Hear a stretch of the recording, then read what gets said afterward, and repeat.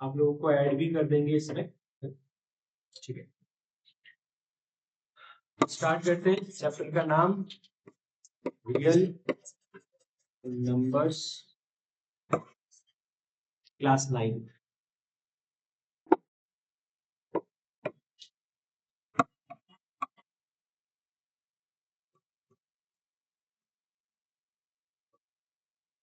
Real number को capital R से represent करते हैं।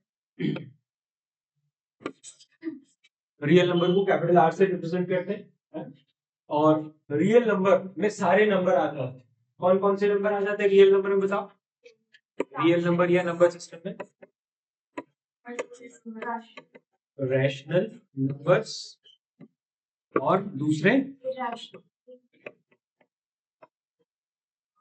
Irrational numbers.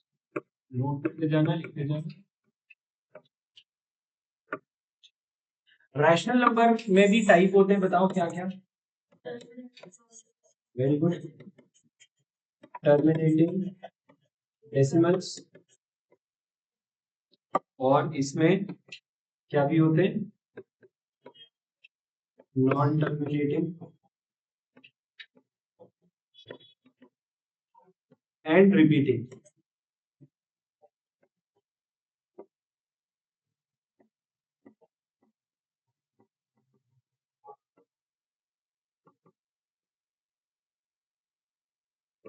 इरेशनल नंबर में कोई टाइप नहीं होता, इसमें एक ही होता है, क्या, non terminating and non repeating, है ना। हाँ बिल्कुल सही। √2, √3, √5 ये सारे non terminating and non repeating.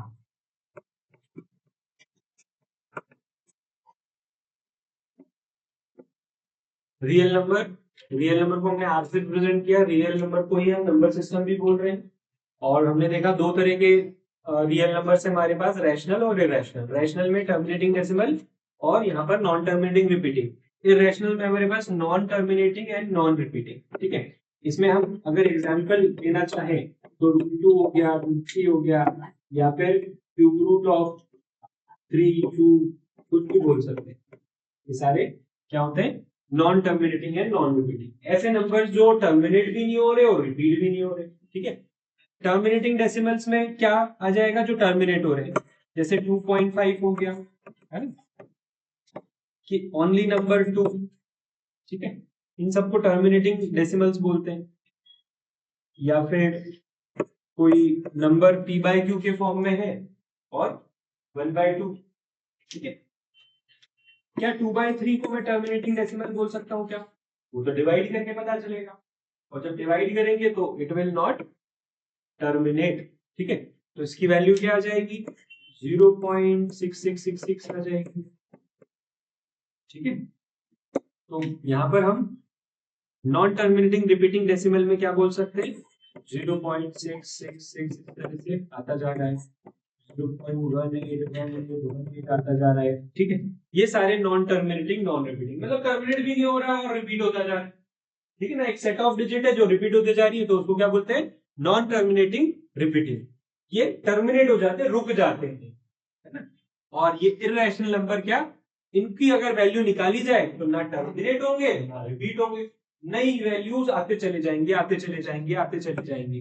जैसे कि अगर हम एनसीईआरटी खोल कर देखें, है ना, एनसीईआरटी 9th क्लास की और मैथ्स की, इसमें जाए अगर और यहाँ देखें तो चैप्टर 1 में अपने को क्या बताया है, वैल्यूज बताई है, किसकी, √2 की। तो √2 की वैल्यू हमने 8th क्लास में तो निकाली थी, वही वैल्यू यहाँ पर बताई है आपको कि कितनी बड़ी वैल्यू आती है। तो वो वहां से पता चलता है अपने को कि बहुत बड़ी वैल्यू, है ना। तो √2, √3, √15 पाई, ये सब क्या है, ये देखो कितनी बड़ी वैल्यू आ रही है, आ रही है। तो ये सब क्या होते हैं, इरेशनल नंबर होते हैं।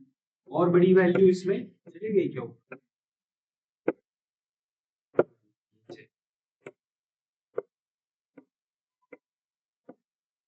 ये 8 में इस तरह से निकाली थी हमने, ठीक है। लॉन्ग डिवीजन मेथड करा था √2 का और वैल्यू आई थी हमारे पास, वैसे ही आई, ठीक है। तो यहाँ पर ये √2 की वैल्यू देख लीजिए है कितनी बड़ी, 1.414 और जाते जा रही है, रुक नहीं रही है। तो 8th क्लास में अगर आपने याद हो स्क्वायर रूट नाम के चैप्टर में आपने रूट 2 की वैल्यू कैसे निकाली थी, 2.00 फिर बार 00 बार, है ना, स्क्वायर रूट चैप्टर में याद है? वैसे रूट 2 की वैल्यू निकलते जाती रुकती नहीं है। तो ये आपको एक एग्जांपल दे रखा है कि रूट 2 की वैल्यू है। पाई भी उनमें से ही है। पाई को हम 22/7 बोलते हैं, 3.14 बोलते हैं, बट एक्चुअली में क्या पाई की वैल्यू 3.14 है? नहीं। क्या एक्चुअल में पाई की वैल्यू 22/7 है? नहीं। वो तो हम हमारा कैलकुलेशन आसान करने के लिए यूज करते हैं, एक अप्रोक्सीमेट वैल्यू। असली में पाई की वैल्यू ये किसने निकाली थी? आर्किमिडीज ने निकाली थी सबसे पहले। ठीक है, सारी बात समझ में? ऐसा बोला जाता है कि आर्यभट्ट ने भी इसको कैलकुलेट किया था काफी प्लेसेस तक, और जब हमारे पास कंप्यूटर आ गए थे, एडवांस एल्गोरिथम आ गई थी, तो हमने कितनी 1.24 ट्रिलियन प्लेसेस तक निकाल ली पाई की value. Never ending. Never ending मतलब इंफिनिटी, और इंफिनिटी मतलब उसका अंत नहीं होता। ठीक है, तो पाई भी एक इर्रेशनल नंबर है। क्लियर है? हम जब छोटी क्लासेस में रहते हैं तो अपने को ऐसा लगता है पाई की वैल्यू असली वैल्यू है 22/7, असली वैल्यू है 3.14, बट ऐसा नहीं है। ये केवल अप्रॉक्स वैल्यू है। हम हमारे कैलकुलेशन के लिए इसको केवल 2 प्लेसेस ऑफ डेसिमल तक यूज करते हैं, बस। यही बात समझ में? ठीक है, तो वापस आ जाते हैं यहाँ पर रैशनल इरेशनल के ये टाइप से। अब फर्दर अगर हम देखें कि टर्मिनेटिंग डेसिमल और क्या होते हैं, तो टर्मिनेटिंग डेसिमल बहुत सारे होते हैं। ठीक है, मतलब इसके और सारे टाइप्स है, बहुत सारे टाइप्स है। आप अगर ऑड नंबर की बात कर रहे हो, ऑड नंबर में भी क्या होता है? Odd, even, prime, composite. ठीक है, इसके अलावा आपने इंटीजर्स की अगर बात कर ली, ये सब टर्मिनेटिंग डेसिमल। ठीक है, क्या आप बोलोगे नेचुरल नंबर, होल नंबर, सब टर्मिनेटिंग डेसिमल। ठीक है, कोई भी ऑड नंबर, कोई भी इवन नंबर, कोई भी prime, composite, integer, natural, whole, आप बताओ टर्मिनेटिंग नहीं होता क्या? कोई भी एक एग्जांपल सोच कर देखो आप, सब टर्मिनेटिंग डेसिमल, सब। ठीक है, तो ये पूरा नंबर सिस्टम हमने इन शॉर्ट यहाँ पर इस एक पेज पर देख लिया, नोट किया बराबर अच्छे से। तो सब अपन पढ़ेंगे अभी, ये फ्लो चार्ट जैसा बनाया कि नहीं, एग्जांपल वगैरह सब लिखेंगे डिटेल में अपन। ठीक है, तो आपके सामने जो स्क्रीन है उस पर पूरा नंबर का सिस्टम है। जैसे सोलर सिस्टम में क्या है? सन और बाकी के प्लैनेट्स, वैसे ये नंबर सिस्टम है, इसमें सारे नंबर, सारे नंबर। क्लियर है? एक नंबर अभी भी बाकी है, बताओ। जीरो तो, ये जीरो रैशनल नंबर, जीरो नहीं है, 1 रैशनल नंबर नहीं है। इंफिनिटी इसी में आता है, पॉजिटिव इंफिनिटी, नेगेटिव इंफिनिटी दोनों इसमें आते हैं। जैसे फ्रैक्शन भी इसमें आता है, फ्रैक्शन ये ना, रैशनल नंबर क्या होता है? v by q के फॉर्म। रैशनल नंबर को डिनोट करते हैं q से। जैसे ये नाम है रियल नंबर, ठीक है, तो रियल, रियल वर्ड को आप फोकस करो। रियल का अपोजिट क्या होता है? अगर यहाँ पर इन नंबर का नाम रियल नंबर है, तो ऐसे नंबर भी होंगे ना जो रियल नहीं होंगे। तो ऐसे number which are not real, उनको क्या बोलते हैं? नेगेटिव नंबर इधर आ गए ना सारे। ठीक है, इसमें क्या आ गया? Rational number, positive rational number, negative rational number, सब आ गए। ठीक है, अभी तक आपने सुना ही नहीं होगा शायद। क्यों? क्योंकि कभी किसी ने बात ही नहीं करी। रियल नंबर आपने सुना है कि नहीं सुना है? नाम सुना है। रैशनल नंबर रियल नंबर के अंदर ही आता है। रियल नंबर में रैशनल नंबर है, इररैशनल नंबर है। रियल नंबर का नाम रियल नंबर क्यों है? क्योंकि कुछ ऐसा भी है विच इज नॉट रियल, ऐसे भी नंबर है विच इज नॉट रियल। उनको क्या बोलते हैं? Imaginary numbers. क्या बोलते हैं? Imaginary numbers. ठीक है, इमेजिनरी नंबर को कॉम्प्लेक्स नंबर भी कहा जाता है, कॉम्प्लेक्स नंबर्स भी कहा जाता है। ये सब 11th क्लास में पढ़ाएगा। इंट्रोडक्शन इसका 10th में दिया जाता है कि इमेजिनरी नंबर क्या होते हैं, कॉम्प्लेक्स नंबर क्या होते हैं, और ये इमेजिनरी नंबर ने ही आई ले रखा है, इसलिए इसको आई नहीं मिला। किसको? इरेशनल नंबर को। इंटीजर को भी आई नहीं मिला। इंटीजर को किससे? जेड से रिप्रेजेंट करते हैं, नेचुरल नंबर को कैपिटल एन से करते हैं, होल नंबर को डब्ल्यू से करते हैं। तो इंटीजर को भी आई नहीं मिला, इरेशनल नंबर को भी आई नहीं मिला। आई किसने ले चुका था पहले ही? इमेजिनरी नंबर ले चुका। समझ गए? क्लियर है सभी? तो व्हाट आर इमेजिनरी नंबर, वो आपको फिर 10th में इंट्रोडक्शन दिया है। ठीक है, समझ गए कि नहीं समझ गए अच्छे से? तो जिस तरह से रियल नंबर होते हैं इस तरह से इमेजिनरी नंबर होते हैं, है ना, उनकी एक अलग दुनिया है। नंबर जैसे ही नंबर रहते हैं उनके सिंबल्स थोड़े से डिफरेंट रहते हैं, और कोई भी नंबर है उसके आगे ऐसा आई लगा देते हैं। ठीक है, तो वो इमेजिनरी नंबर। और भी वेरिएबल जैसे कुछ। ठीक है, समझ गए? तो ये चैप्टर का नाम मैंने आपको यहाँ पर पूरा एक्सप्लेन किया, जस्टिफाई किया, और इस चैप्टर में सारी चीजें हम पढ़ने वाले, रैशनल, इररेशनल। रैशनल नंबर आप बोलोगे कि हम तो 8th क्लास में पढ़ चुके, बट हमने उस तरह से रैशनल नंबर नहीं पढ़ा। क्या आपने 8th क्लास में रैशनल नंबर में terminating, non terminating deep dive किया था? नहीं किया था। रैशनल नंबर की नंबर लाइन आपने बनाई होगी, पर इस बार और डीप में जाके हमको बनाना है। इरेशनल नंबर क्या होते हैं वो भी समझना है, इरेशनल नंबर की नंबर लाइन पर रिप्रेजेंटेशन भी आपको करना है। ठीक है, बहुत सारी चीजें हैं जो हम रियल नंबर में देखें। बढ़े आगे करें स्टार्ट। ठीक है, तो सबसे पहले हम स्टार्ट करते हैं नेचुरल नंबर से। मैं फटाफट फटाफट आपको क्या कर देता हूं, यहाँ पर बताता जाता हूं कि किस नंबर को किससे डिनोट करते हैं, और एग्जाम्पल भी बताता जाता हूं। आप भी फटाफट फटाफट उसको नोट करते जाना, क्योंकि स्टार्टिंग की ये जो एक पेज वाली चीज आने वाली है ना, आने वाले 5 मिनट की चीजें, ये सब आपको पता है। बस हम रिकॉल कर रहे हैं, रिवाइज कर रहे हैं, ताकि हमारे दिमाग में अगर कुछ गलत चीजें फीड हो तो वो डिलीट हो जाए, या फिर आपको कोई डाउट आ रहा है तो वो आप डाउट पूछ के उसको क्लियर करें, ताकि हमारा बेस क्या बन जाए, हमारी नींव क्या होना चाहिए, मजबूत।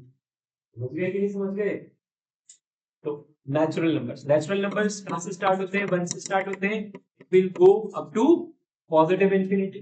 ठीक है, next whole numbers. Whole numbers को कैपिटल डब्ल्यू से डिनोट करेंगे, और ये कहां से शुरू होंगे? 0 से। सारे नेचुरल नंबर साथ साथ होल नंबर, है ना, जितने भी नेचुरल नंबर है उसके साथ साथ होल नंबर को भी हम यहाँ क्या कर लेंगे, इंक्लूड कर, 0 को इंक्लूड कर लेंगे तो होल नंबर बन जाए। ठीक है, next integers. How many types of integers are there? कोई 2 बोल रहा है, कोई 3।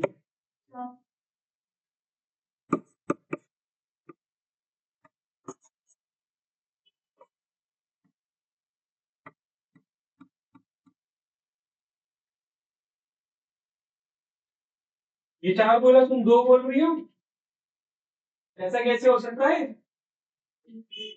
स्कूल पे आ गई है, सब्जी मंडी बार्गेनिंग कर रही है। 4 तरह के इंटीजर होते हैं। देखो, अभी तक हमने जो पढ़ा है वो पढ़ा है पॉजिटिव इंटीजर्स, हमने पढ़ा है नेगेटिव इंटीजर्स, इसके अलावा हमने पढ़ा ही नहीं है। जबकि 8th क्लास में मैंने पढ़ाया है कि पॉजिटिव नेगेटिव के अलावा भी 2 और टाइप होते हैं। ठीक है, क्योंकि देखो पॉजिटिव इंटीजर में क्या आता है, +1 +2 से लेकर प्लस इंफिनिटी तक सारे। नेगेटिव इंटीजर पे -1 -2 से लेकर नेगेटिव इंफिनिटी तक सारे। 0 कहाँ है भाई? क्या 0 इंटीजर नहीं है? 0 इंटीजर है, कहाँ है? अगर 2 टाइप के इंटीजर होते हैं तो बताओ 0 कहाँ है? वेरी गुड, बोलो बोलो, वेरी गुड।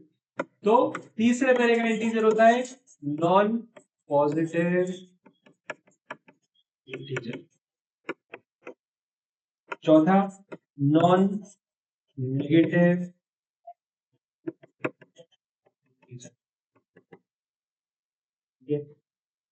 स्कूल में रिवाइज करा फिर लास्ट ईयर का याद है अभी तक कभी भी आया कभी बोलूं कैसे इसको है वो दूसरी बात जो शुरू हुई थी ना उसमें पहली क्लास में ही आया था ऐसा वही खोल के बैठे तो हाँ मैंने पढ़ा था सर 8 में बताया था इसलिए मेरे को एकदम से याद स्कूल का याद है मैंने पढ़ाया वो याद नहीं है 8 में रैशनल नंबर चैप्टर तक में मैं ये चीज पढ़ाता हूँ ठीक है चल पढ़ाता था अभी छोड़ दी तो पॉजिटिव इंटीजर में सारे पॉजिटिव आ गए नेगेटिव इंटीजर में सारे नेगेटिव आ गए non positive integer will start from 0 and followed by और क्या आएगा तुम मत बोलो अब क्या इनको बोलने दो तुम्हारे पास तो लिखा हुआ है हाँ नॉन पॉजिटिव में जो पॉजिटिव नहीं है मतलब नेगेटिव वाले ठीक है और नॉन नेगेटिव में 0 और जो नेगेटिव नहीं है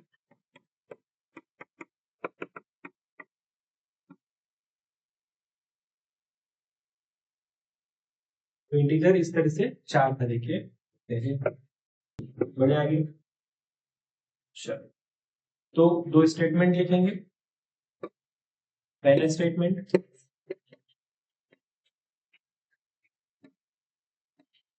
every natural number is a whole number दूसरा स्टेटमेंट एवरी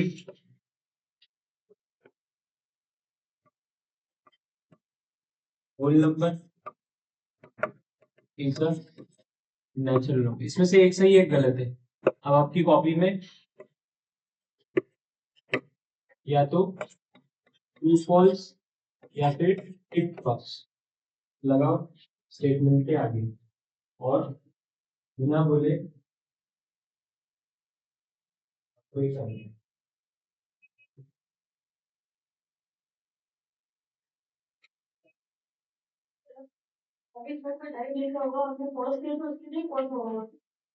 नहीं कोई लाइव किसी ने रिक्वेस्ट ही नहीं करी देखता होता तो हाँ पॉज होता ना अगर कोई लाइव होता पॉज करते अपन तो उसके लिए पॉज होता है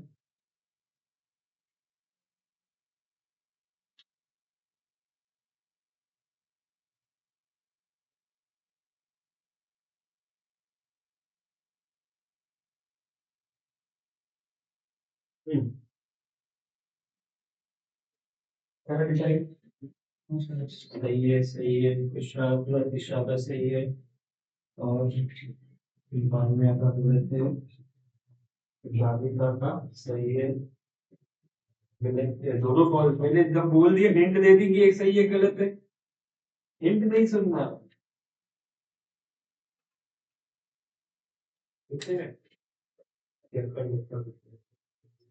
ठीक है बारिश का भी सही तो यहाँ पर every natural number is a whole number जितने भी नेचुरल नंबर वो होल नंबर है ये सही है ट्रू है और जितने भी होल नंबर है सारे नेचुरल है ये बोलना गलत हो जाएगा फॉल्स हो जाएगा because of zero zero is a whole number W लिख देता हूं zero is a whole number but not a natural number ठीक है जीरो एक होल नंबर है बट ये नेचुरल नहीं है केवल इसकी वजह से ये सेकंड वाले स्टेटमेंट क्या हो जाता है फॉल्स हो जाता है ना और नेचुरल नंबर कोई भी ले लो वो होल नंबर तो है ही क्लियर है तो इस तरह के स्टेटमेंट कुछ भी जो भी आपको पढ़ाया जाता है उससे रिलेटेड कुछ भी कॉन्सेप्ट आपको पूछे जा सकते हैं आपको आंसर बहुत अच्छे से करना है आपको ध्यान से स्टेटमेंट पढ़ना है और आंसर करना है अब से आपको ध्यान रखना है कि फॉर्मूले वगैरह पर डिपेंडेंट नहीं रहना है आपको बिल्कुल जो रट्टाफिकेशन हम करते हैं उसको छोड़ना पड़ेगा कॉन्सेप्चुअली आपको पढ़ना है कॉन्सेप्चुअली आगे बढ़ना है क्योंकि अब जो हम देख रहे हैं जो चेंज ला रहा है सीबीएसई उसमें सबसे बड़ी चीज यही है कि जो रूट लर्निंग थी कि रट्टाफिकेशन वाला मैथ्स जो चल रहा था वो बिल्कुल नहीं चलेगा ठीक है ना तो अपने को चीजों को समझना है प्रोसेस करना है और आंसर करना है clear next rational number heading डालते हैं रैशनल नंबर क्या होते हैं देखते हैं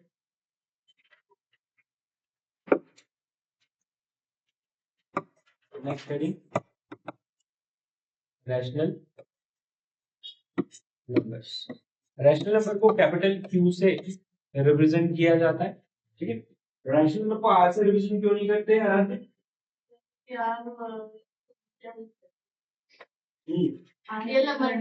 आर रियल नंबर से रिप्रेजेंट किया जाता है ना। आर मींस रियल नंबर होता है, इसलिए रैशनल नंबर को क्यू दिया गया, ठीक है ना। चलो, तो रैशनल नंबर होने का सबसे बड़ा यहाँ पर क्या कंडीशन है? It should be in the form of P by Q, Q not equal to 0। और तीसरी और लास्ट कंडीशन बता सकते हो? 3 कंडीशन होती है रैशनल नंबर की। रैशनल नंबर पढ़ा ना 8th क्लास में, पी बाई क्यू के फॉर्म में, और क्यू नॉट इक्वल टू 0, और एक और कंडीशन,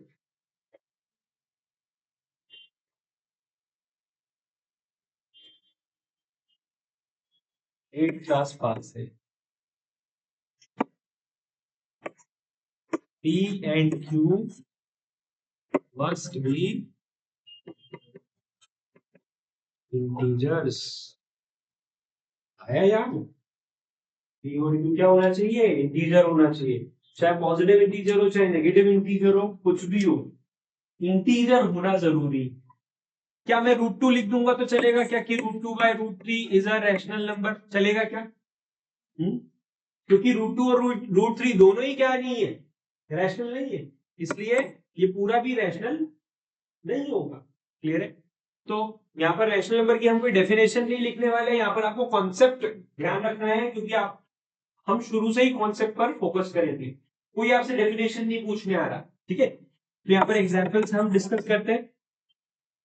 क्या 1/2 एक रैशनल नंबर है? जल्दी जल्दी, क्या 1/2 एक रैशनल नंबर है? हाँ है, टिक लगा देते। इसी तरह से क्या -3/2 एक रैशनल नंबर है? टिक लगा। क्या √9/3 एक रैशनल नंबर है?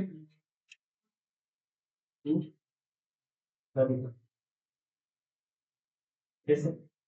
√9 स्क्वायर रूट ऑफ 9 आ गया। नहीं रैशनल पक्का?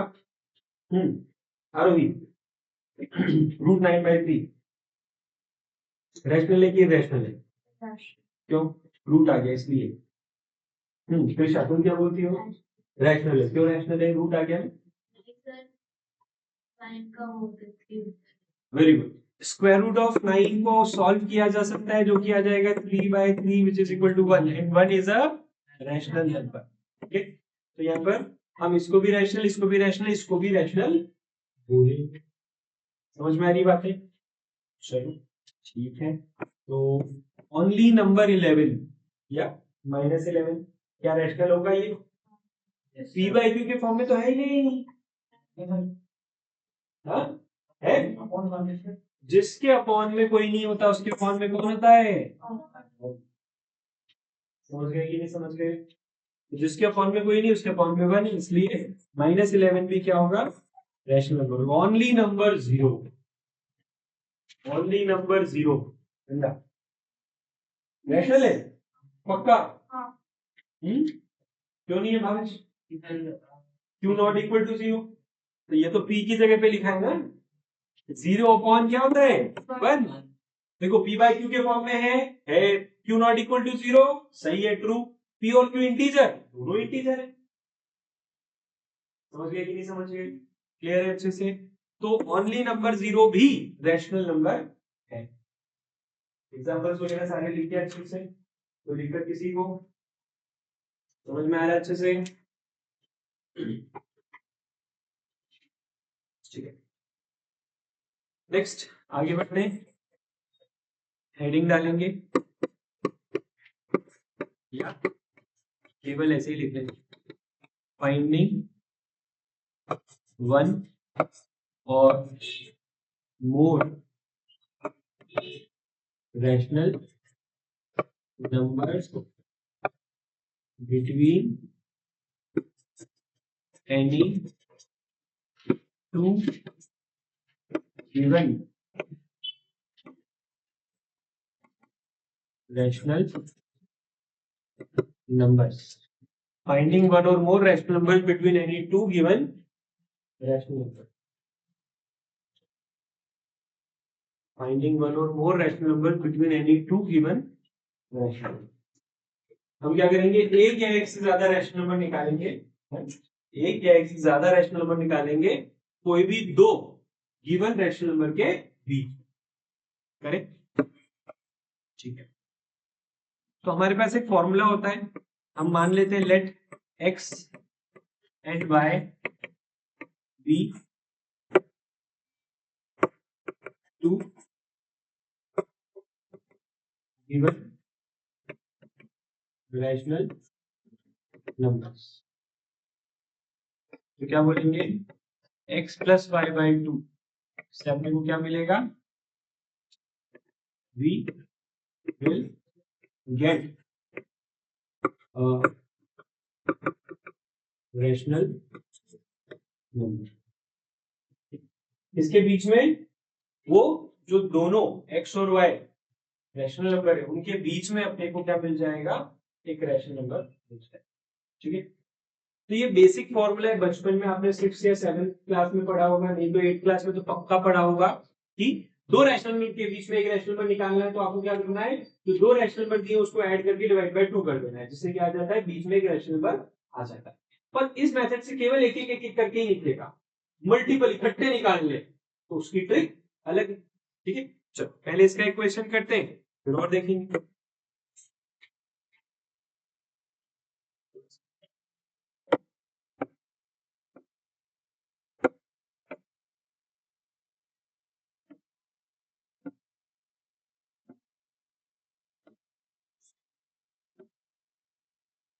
Question, find a rational number between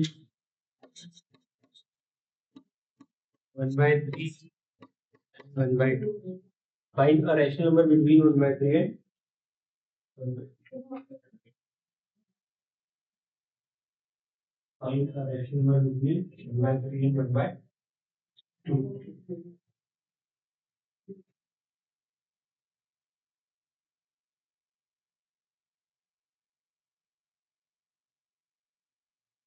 Find the rational number between 1/2.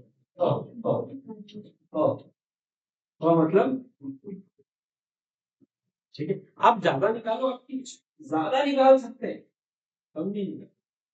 ठीक है, तो find a rational number between 1/3 1/2। अब अगर आपको आता है तो आप कर सकते हो, नहीं आता है तो आप बोर्ड पे देख सकते हो।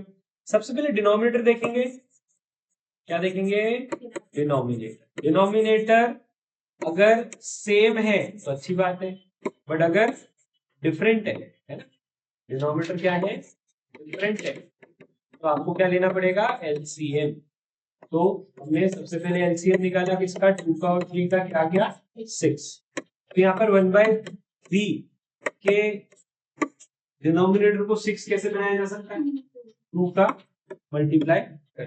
फिर 1/2 के डिनोमिनेटर में 6 कैसे लाया जा सकता है, 3 को। तो हमारे पास नंबर बदल गए, क्या आ गया, 2/6 और 3/6। अब 2/6 और 3/6 में ऐसा कुछ गैप लाओ, ऐसा कोई डिफरेंस लाओ कि बीच में एक रैशनल नंबर तो मिल जाए। तो अगर एक रैशनल नंबर निकालना है तो 2 से मल्टीप्लाई कर दो, 2 निकालना है 3 से मल्टीप्लाई कर दो, 5 निकालना है तो 6 से मल्टीप्लाई कर दो। आपको 17 रैशनल नंबर निकालना, किससे मल्टीप्लाई कर दो, 20 से कर दो, क्योंकि 18 टफ लगता है मुझे, 18 से मल्टीप्लाई करना टफ लगता है, 20 से कर देंगे, राउंड ऑफ में ज्यादा ही आ जाएंगे, कम नहीं आएंगे। 10 से कर सकते हैं। अगर 17 निकालना है तो नहीं, अगर 1 निकालना है, 2 निकालना है, 4 निकालना है, 9 निकालना है तो 10 से कर सकते हैं। और एक में 10 से कट दिया, हाँ, अगर 10 से कम निकालना है तो, और 10 से ज्यादा निकालना है तो फिर 20, है ना, ऐसा कर सकते हैं। हर सब में 100 को जब परेशान करो, देखो आपके पास पावर है, ठीक है ना, आपके पास 10 तरह की पावर है, शक्ति पावर, ये मैथ्स वाली पावर। आपके पास शक्तियां, कोई छोटी शक्ति हो, कोई बड़ी शक्ति है, ऐसी अलग अलग पावर होती है। तो आपको अगर एक चूहा पकड़ना है तो क्या आप सबसे बड़ी वाली पावर यूज कर लोगे क्या? तो आपको ऐसा नहीं है कि सुई से काम हो रहा है तो तलवार निकाल लो, ऐसे काम नहीं कर। तो इसीलिए अगर आपको 9 तक रैशनल नंबर निकालना है 10 से मल्टीप्लाई कर दो, आपको 19 रैशनल नंबर निकालना है 20 से मल्टीप्लाई कर दो, आपको अगर 29 तक का रैशनल नंबर निकालना है 30 से मल्टीप्लाई कर दो, आपको अगर 91 रैशनल नंबर निकालना है तो फिर 100 को परेशान कर। मतलब सोच समझ के आपको यूज करना, ऐसा नहीं कि पता चल गया तो हजार हजार का मल्टीप्लाई कर, खुद के काम बढ़ा लोगे ना। ठीक है, सारी बात समझ। तो 2/6 3/6 के बीच में केवल एक रैशनल नंबर चाहिए, मैं 2 से मल्टीप्लाई करने वाला हूं उसको। 2 से मल्टीप्लाई करने पे क्या आ जाएगा 4/12, और जब हम इसको 6/12, तो 4/12 और 6/12 के बीच में हमें क्या मिल गया, therefore 5/12 is the required rational number। ठीक,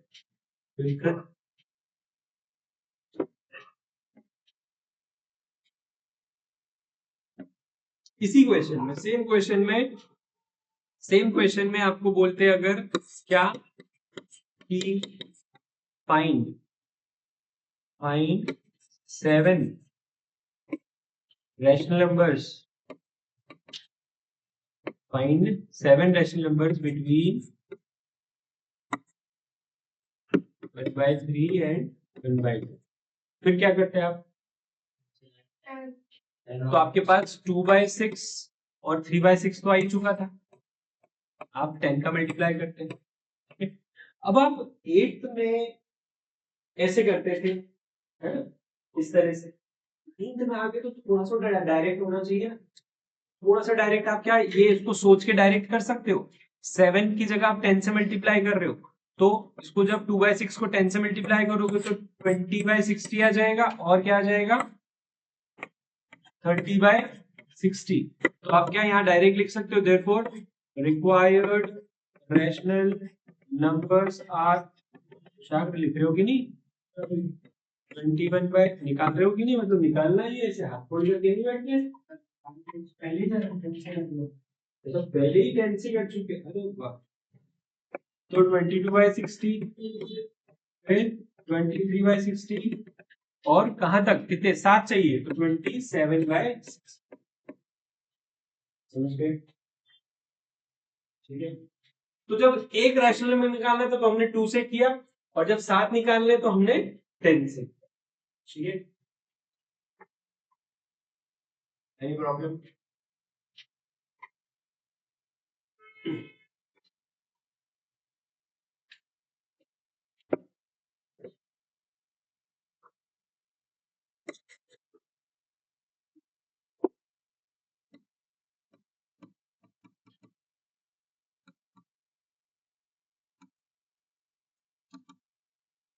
4 rational numbers between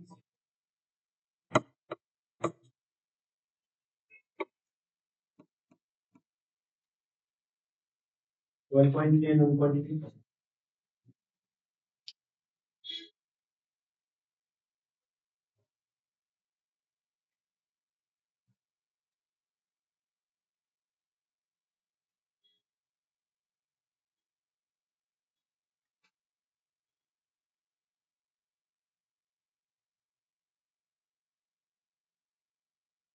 अब 1.3 को मैं 13/10 लिख दूं, कोई दिक्कत? और 1.4 को 14/10 लिख दूं, क्योंकि डेसिमल हटाते तो नीचे 0 लगता है, याद है? डेसिमल हटाओ, नीचे 0 लगाओ, 13/10 14/10, और कितने निकालना है, 4 निकालना है, तो 5 से मल्टीप्लाई कर देते हैं। 13/10 5 से मल्टीप्लाई किया 65/50, और इधर 14/10 अगेन 5 से मल्टीप्लाई किया 70/60,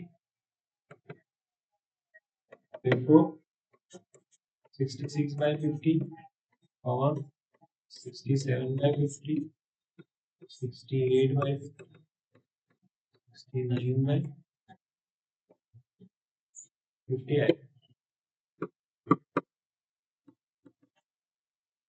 ठीक है। कोई दिक्कत? 5 रैशनल नंबर, अब 5 की जगह आप 10 से मल्टीप्लाई करोगे तो ज्यादा रैशनल नंबर आ जाएंगे। नेक्स्ट देखते हैं।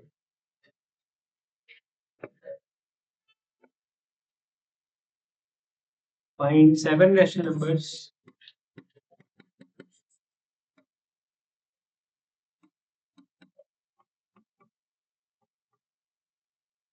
between 3/5 and 2/3.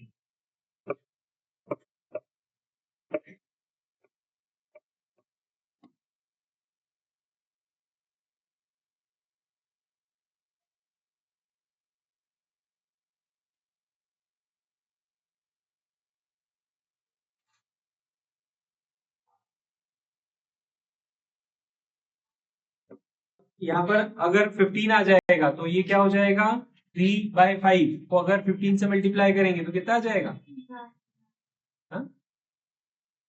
9/15, और दूसरा नंबर क्या आ जाएगा, 10/15। तो 9 और 10 के बीच में डिफरेंस है क्या 7 का, नहीं है। तो हम क्या करेंगे, फर्दर मल्टीप्लाई करेंगे। फर्दर मल्टीप्लाई, आपको 7 रैशनल नंबर चाहिए, आप 8 से मल्टीप्लाई करो या 10 से मल्टीप्लाई करो, आपका चॉइस, ठीक है। तो कितने लोगों ने 8 से मल्टीप्लाई किया, आरोही, और 10 से, बाकी सबने 10 से मल्टीप्लाई किया, ठीक है।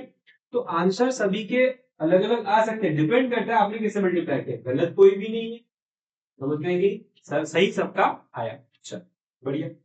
Next question, find 9 rational numbers between, find 9 rational numbers between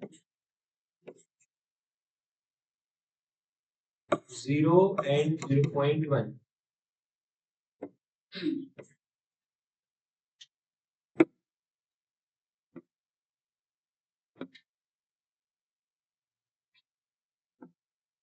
Find 9 rational numbers between 0 and 0.1.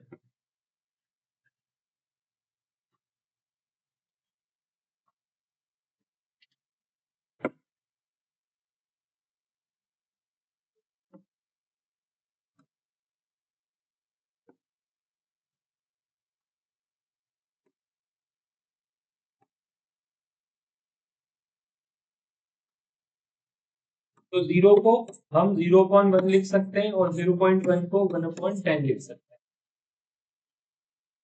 ठीक है।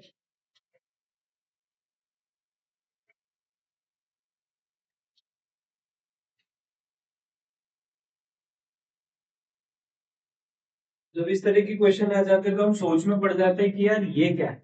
तो आपको ध्यान रखना है, रैशनल नंबर p/q के फॉर्म में होते हैं, 0 को हम 0/1 और 0.1 को 1/10 लिख सकते हैं। दोनों के बीच में एलसीएम लेना पड़ेगा,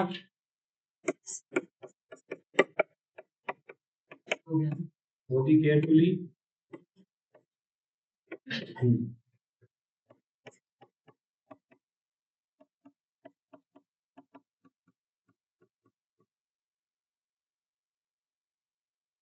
1 से मल्टीप्लाई करेंगे।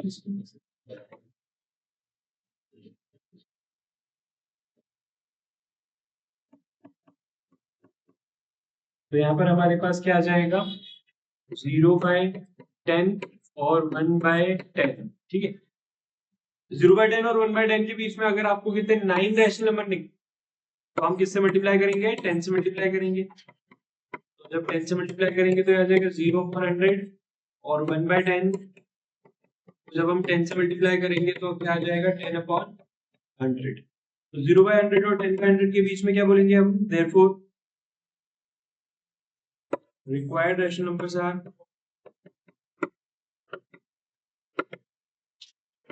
1/100, 2/100, 3/100 से लेकर कहां तक, 9/100, ठीक है।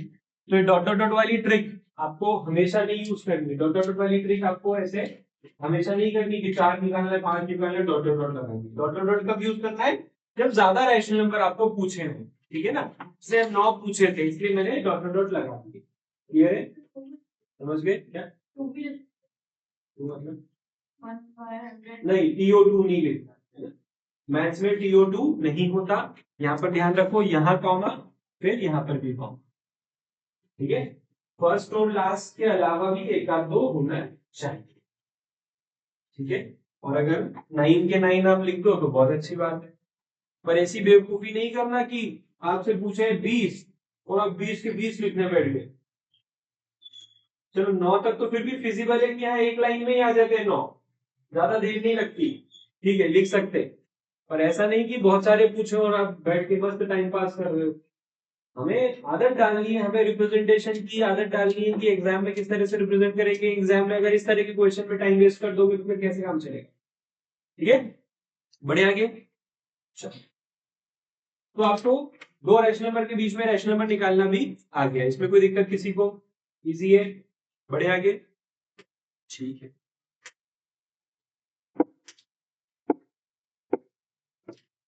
Next study, terminating decimals.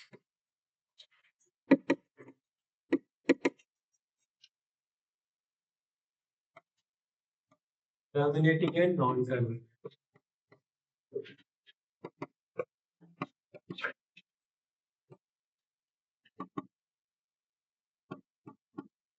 Terminating and non terminating. सबसे पहली सब heading terminating,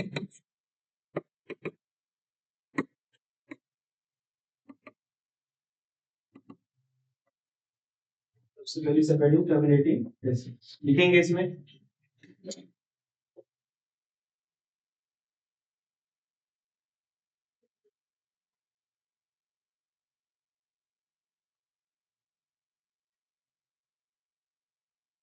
A rational number,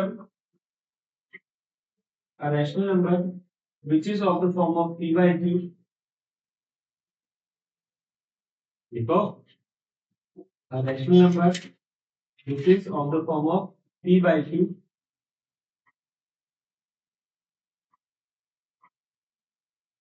terminates on dividing. A rational number of the form of p by q terminates on dividing. उसको क्या बोलेंगे हम, terminating decimal. For example 3 by 8, for example 3 by 8, ठीक है। ऐसा ऐसा करके डिवाइड करना आता है सभी को, आता है।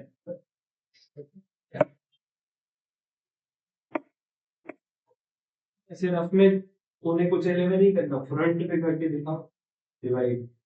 अच्छा सर,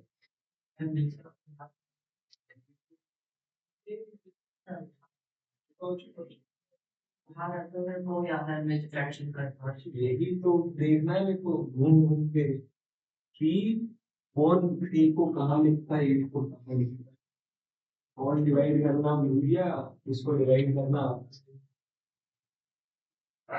तो कुछ लोग कंफ्यूज हो रहे, 3 बाहर आएगा अंदर आएगा, 8 बाहर आएगा अंदर आएगा। अरे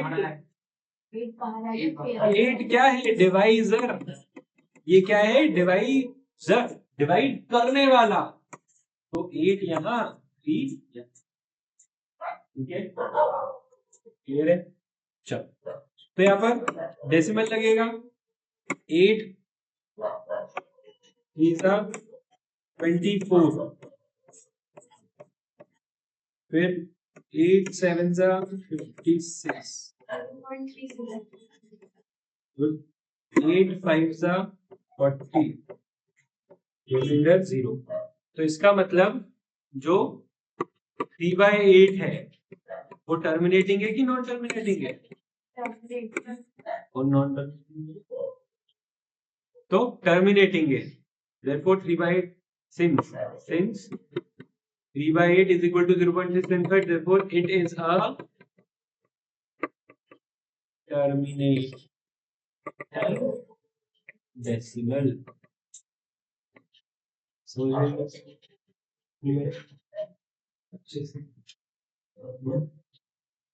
next, non-terminating, subheading non terminating decimals, non-terminating decimals.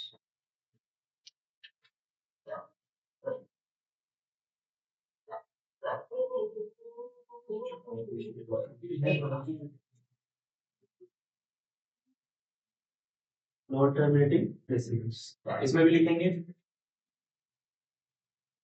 A rational number, a rational number which is of the form of p by q,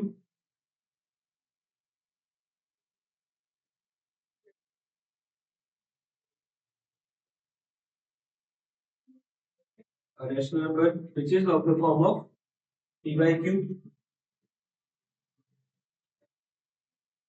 does not terminate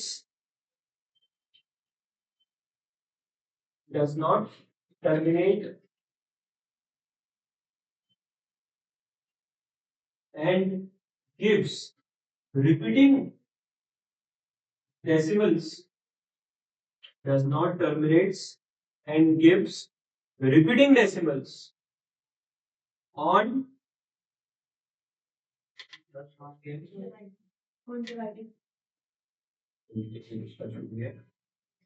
p by q, does not terminates and gives repeating decimals on dividing p by q.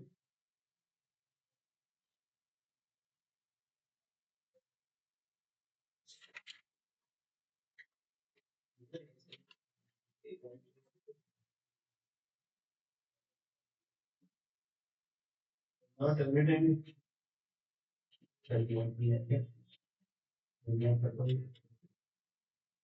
and gives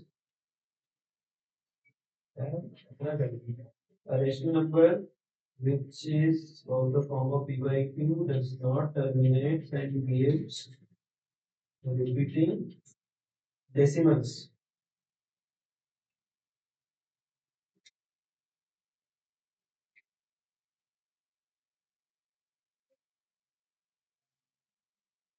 Gives repeating decimals on dividing p by q. ठीक है, समझो for example 2/11 करो,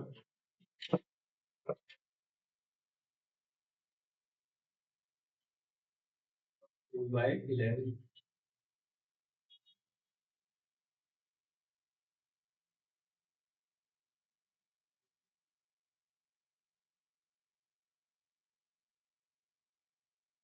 क्या है 0.181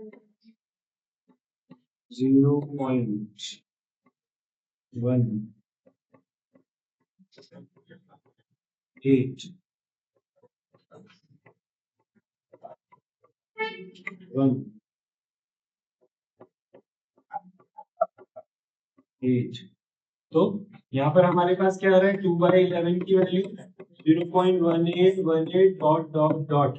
ये dot dot dot लगाना क्यों जरूरी है, क्योंकि इट रिप्रेजेंट्स कि ये क्या है नॉन टर्मिनेटिंग है और रिपीट हो रहा है। डॉट डॉट डॉट नहीं लगाया मतलब टर्मिनेट हो जाएगा, देखो डॉट डॉट डॉट नहीं लगाया मतलब टर्मिनेट, और डॉट डॉट डॉट लगाया मतलब नॉन टर्मिनेटिंग रिपीटिंग, और अगर डॉट डॉट डॉट नहीं लगाना तो जो रिपीट हो रहे हैं उसके ऊपर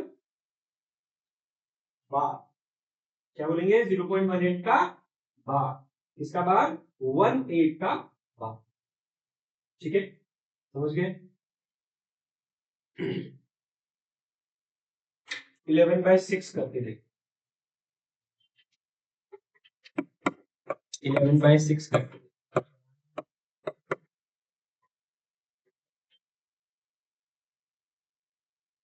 अच्छा इसके नीचे ये भी तो लिखो, therefore it is the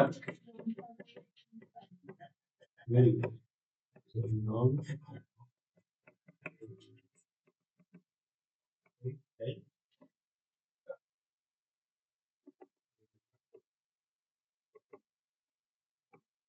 therefore it is a non-terminating decimal.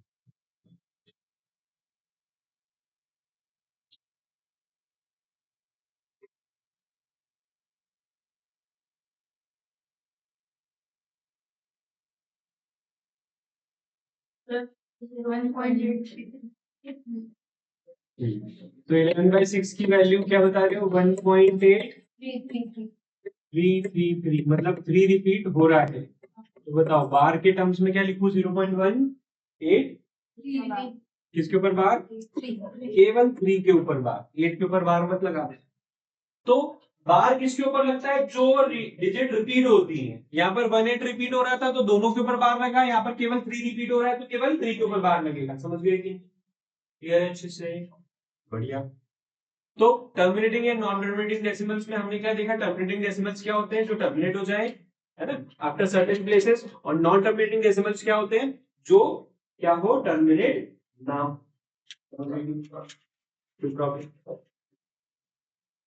अब अगर आपको पहचानना है कि कोई नंबर टर्मिनेटिंग है कि नॉन टर्मिनेटिंग, क्या करके देखोगे? डिवाइड। डिवाइड करा, पता चल गया टर्मिनेटिंग है कि नॉन टर्मिनेटिंग। अगर रुक गया तो टर्मिनेटिंग, नहीं रुका, चलता गया, पैटर्न बन रहा है तो नॉन टर्मिनेटिंग। ठीक है। तो रैशनल नंबर ये भी है, रैशनल नंबर वो भी है। ये भी पी बाई क्यू के फॉर्म में, वो भी पी बाई क्यू के फॉर्म में। क्लियर है? बट कोई ऐसा नंबर जो नॉन टर्मिनेटिंग, नॉन रिपीटिंग हो, उसको इरैशनल बोलते हैं। समझ गए क्या? है ना? अगर कोई रैशनल है, पी बाई क्यू के फॉर्म में है, तो वो आपका क्या हो सकता है? या तो टर्मिनेटिंग हो सकता है या नॉन टर्मिनेटिंग हो सकता है। मतलब रैशनल नंबर दो तरह के होते हैं, टर्मिनेटिंग, नॉन टर्मिनेटिंग। और जो नॉन टर्मिनेटिंग रैशनल नंबर होगा वो रिपीट तो होगा ही होगा। मतलब किसी नंबर के ऊपर बार है तो आप ऐसा नहीं इसको इरेशनल घोषित कर देना कि ये तो इरेशनल। बार वाले नंबर रैशनल नंबर होते हैं, दिमाग में बिठा लेना। बार वाले नंबर रैशनल नंबर क्यों होते हैं? क्योंकि वो रिपीट होते हैं। बार 0.18 का बार, 1.83 का बार, 3 का बार, 3 ओवर बार, 0.18 ओवर बार, 18 ओवर बार। हाँ, 3 कई बार, जैसे 0.311 का बार, 0.123 का बार, 0.123 ऐसा आता है। तीनों के ऊपर बार, दो के ऊपर बार, बीच में बार नहीं होता। ऐसा नहीं होगा कि 1 के ऊपर बार है, 2 3 के ऊपर नहीं है। ये गलत है, ये हो ही नहीं सकता। 1 2 के ऊपर बार है, 3 के ऊपर नहीं है, ऐसा भी नहीं हो सकता। ऐसा हो सकता है 1 2 के ऊपर नहीं है, 3 के ऊपर है। ऐसा हो सकता है 1 2 3 के ऊपर बार है ना? ये चीजें पॉसिबल है। ये 3 केस पॉसिबल है। ये पॉसिबल क्यों नहीं है बताओ?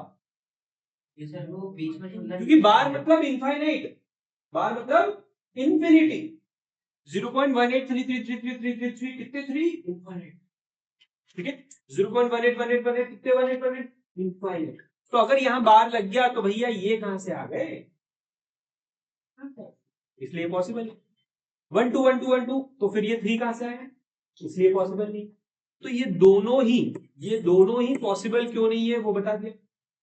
तो बार लगेगा तो लास्ट वाले डिजिट पे तो लगेगा ही लगेगा, सेकंड लास्ट पे तो ठीक है, इस पे भी है तो ठीक है। तो ये 3 केस पॉसिबल है, ये दोनों केस पॉसिबल। लॉजिकली कॉन्सेप्चुअली समझाया मैंने आपको, आपके समझ में आया? क्लियर है? अब बिना डिवाइड करे कैसे पता करें कि, बिना डिवाइड करे कैसे पता करें कि क्या?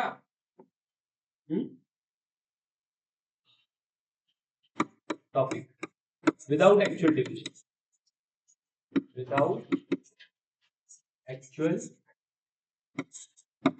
डिविजन। क्या पता करना है without actual division? Without actual division ये पता करना है कि गिवन नंबर इज टर्मिनेटिंग और नॉन टर्मिनेटिंग।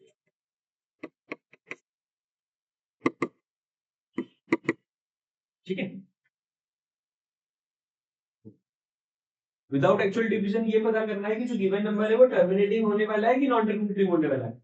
एक मेथड तो है हमारे पास, ऑप्शन 1 क्या है हमारे पास?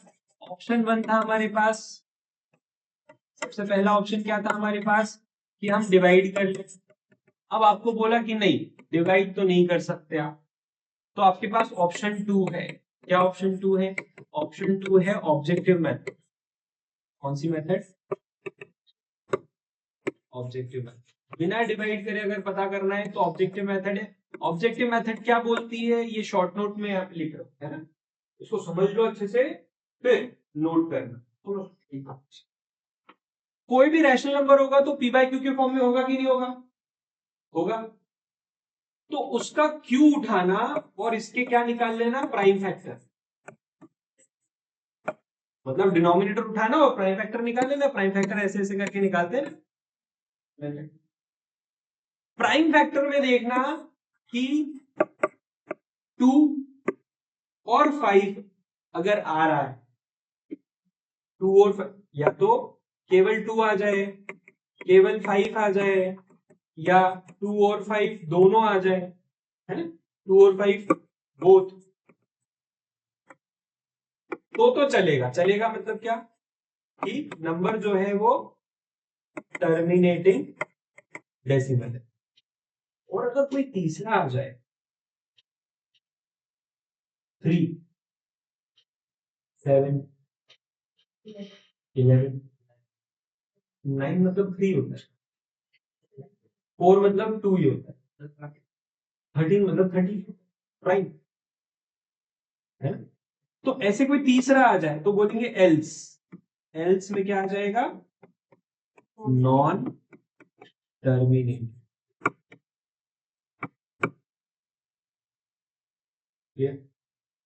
तो डिवाइड नहीं करना है। अगर आपको क्वेश्चन में स्ट्रिक्टली बोल दिया कि विदाउट एक्चुअल डिवीजन बताओ कि टर्मिनेटिंग है नॉन टर्मिनेटिंग है, तो आप डिवाइड नहीं कर सकते। ऑप्शन 2 क्या है, ऑब्जेक्टिव मेथड। ऑब्जेक्टिव मेथड क्या बोलती है कि जो भी आपको पी बाई क्यू के फॉर्म में दिया हुआ है, जो भी आपको नंबर पी बाई क्यू के फॉर्म में दिया हुआ है, उसके डिनोमिनेटर में जाओ, प्राइम फैक्टर निकालो। प्राइम फैक्टर अगर 2 आ गए, केवल 2 आ गया तो भी टर्मिनेटिंग, केवल 5 आया तो भी टर्मिनेटिंग, 2 और 5 दोनों आ गए तो भी टर्मिनेटिंग। बट अगर कोई भी तीसरा आया, 2, 5 और 3 आ गया, तो फिर नॉन टर्मिनेटिंग। फॉर एग्जाम्पल अभी अभी हमने किया 3/8, क्या आया था, टर्मिनेटिंग की नॉन टर्मिनेटिंग? डिवाइड करके देखा था हमने, 0.375 टर्मिनेटिंग आया था। अब इसी मेथड से अगर चेक करें तो 8 के फैक्टर्स बोलो, 2 इंटू 2 इंटू 2, इसका मतलब क्या होगा, ये therefore it is a terminating decimal. ठीक है। अभी हमने किया था 2/11, बताओ 11 के फैक्टर्स क्या होते हैं, 11 और 1। इसका मतलब क्या हुआ, ये नॉन टर्मिनेटिंग डेसिमल। ठीक है। अब एक और क्वेश्चन में आपको देता हूं, 11/192। पहले ये ऑब्जेक्टिव मेथड शॉर्ट नोट लिखेंगे।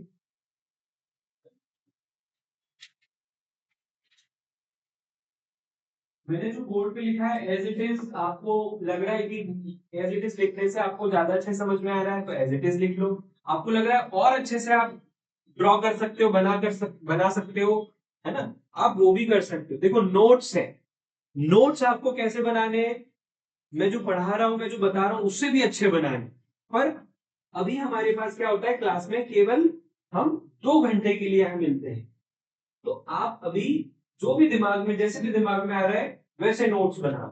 ठीक है। हो सकता है कि अभी के अभी आप मेरे पढ़ाते पढ़ाते ही आपको अच्छा रिप्रेजेंटेशन दिमाग में आ जाए तो आप वैसे रिप्रेजेंट कर लो, या फिर अभी टाइम वेस्ट नहीं करना तो ऐसा कैसे छाप लिया, घर जाके थोड़े से और बेटर वे में नोट्स बना। ठीक है। क्योंकि देखो इस साल कॉन्सेप्चुअल लर्निंग पे फोकस करना है हमें, तो कॉन्सेप्ट्स तभी बनेंगे जब घर जाके रिवीजन होगा, खासकर ऑब्जेक्टिव मेथड्स का, है ना। क्योंकि मैंने स्टार्टिंग में ही बता दिया आपको कि हम केवल नॉर्मल मैथमेटिक्स नहीं, एडवांस मैथ्स भी पढ़ेंगे, and it is a part of advance maths.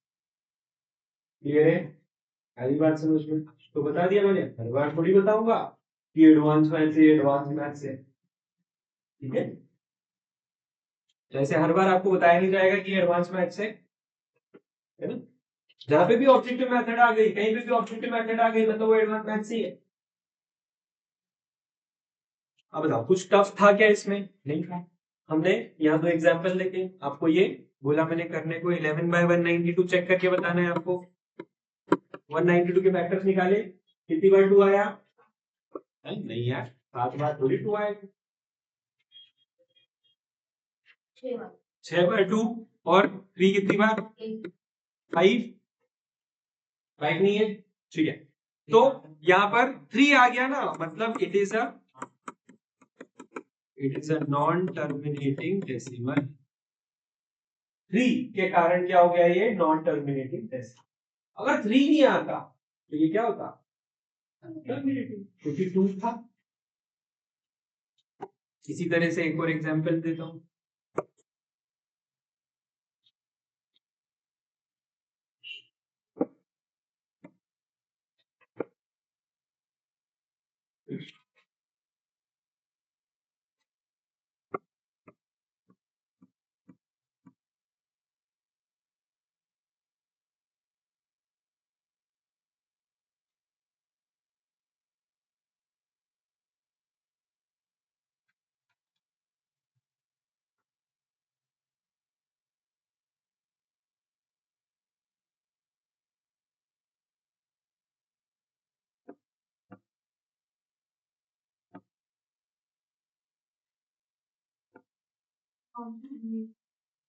Non terminating आ रहा है, सबका गलत है, क्योंकि वो चीज मैंने बताई नहीं, छुपा दी।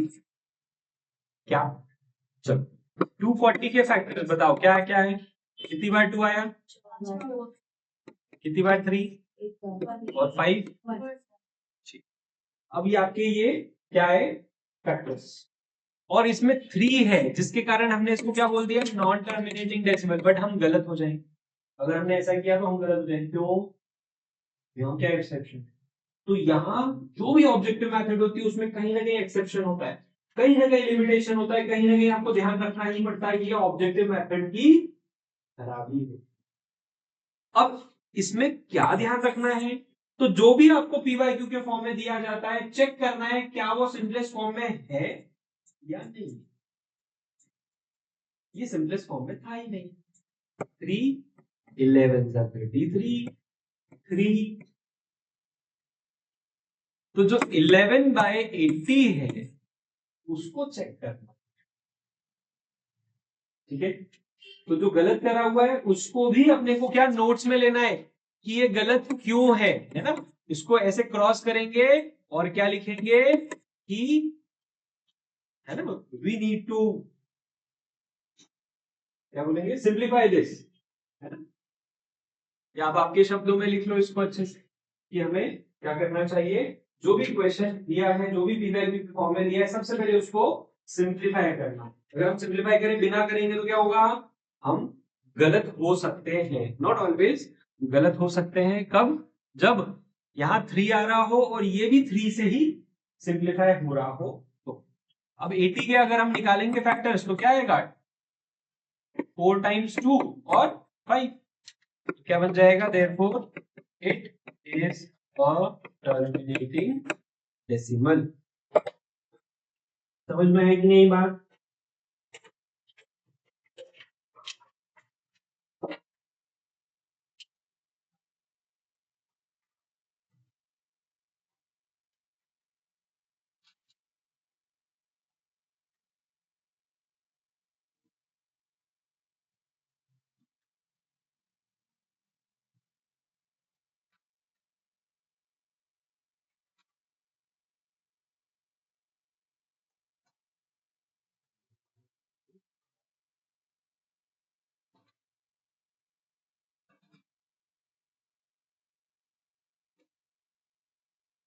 क्लियर है सभी को। तो इस पर बेस्ड क्वेश्चंस जो रहेंगे वो होमवर्क में दे देते हैं। अपीड है उसमें, ये देखो रैशनल नंबर नाम का टॉपिक है। रैशनल नंबर में 1 से लेकर 5 तक आप कर सकते हो। इसमें फर्स्ट वाला तो हम कर चुके हैं, 1/3 1/2 वाला, है ना। मतलब आप चेक कर लेना कौन कौन से हम किस टाइप, कौन से बिल्कुल एग्जैक्टली जो सेम है वो हम कर चुके। तो 1 2 3 4 5, 6 वाला नहीं करना है, रिप्रेजेंटेशन नंबर और नंबर लाइन हमने नहीं पढ़ा है अभी। भले ही आपको आता होगा, 7th 8th में आपने पढ़ा होगा, बट फिर भी अभी नहीं करना है, अभी आपको नए ढंग से सिखाया जाएगा। अगर आपको उसी तरह से आता हो तो फिर बाद में ही करना है, ठीक है। फिर 7th कर सकते हो, 8 9 10 कर सकते हो, मतलब 1 to 10 करना है एक्सेप्ट 6th वन। करिए मार्क, या कहीं पे नोट कर लो। फिर टर्मिनेटिंग रिकरिंग डेसिमल में आ जाओ। फर्स्ट और सेकंड करना है। फर्स्ट और सेकंड में क्या करना है, डिवाइड करके आंसर लिखना है बस। जिसमें से सेकंड वाला तो हम ऑलरेडी कर चुके 2/11, ठीक है। तो फर्स्ट वाला करना है, सेकंड हम कर चुके। फिर बीच के सारे छोड़ देना है, 10th वाला और 11th वाले पे टिक करेंगे। क्वेश्चन नंबर 10 के सारे पार्ट्स, क्वेश्चन नंबर 11 के सारे पार्ट्स। क्वेश्चन नंबर 10 में क्या लिखा है, विदाउट एक्चुअल डिविजन को अंडरलाइन कर लो कि ध्यान रहे, विदाउट एक्चुअल डिविजन मतलब क्या, यही वाली मेथड, कौन सी, ऑब्जेक्टिव, बिना डिवाइड करे आपको बताना है कि which of the following are, question में लिखा है which of the following are terminated, clear. फिर 10th वाले क्वेश्चन, सॉरी 11th में क्या करना है, convert each of the following into decimal, मतलब इसमें डिवाइड करना है, तो 11th वाले के साइड में लिख लो क्या, डिवाइड, मतलब आपको एक्चुअली डिवाइड करना है 11th वाले में सारे जो 5 पार्ट है, पांचों को एक्चुअली डिवाइड करना है, और डेसिमल में जो आंसर आ रहा है वो लिखना है, या बार में आ रहा है तो वो लिखना है, हो जाएगा, इजी है ना। लगभग 15 मिनट का ये है, लगभग 15 मिनट का ये है, मुश्किल से आधा घंटा, मैक्सिमम 45 मिनट्स, किसी की स्पीड बहुत ही स्लो है तो 60 मिनट, इससे ज्यादा का होमवर्क नहीं। क्लियर, नो चीटिंग, कोई पूछा पाछी नहीं कि ये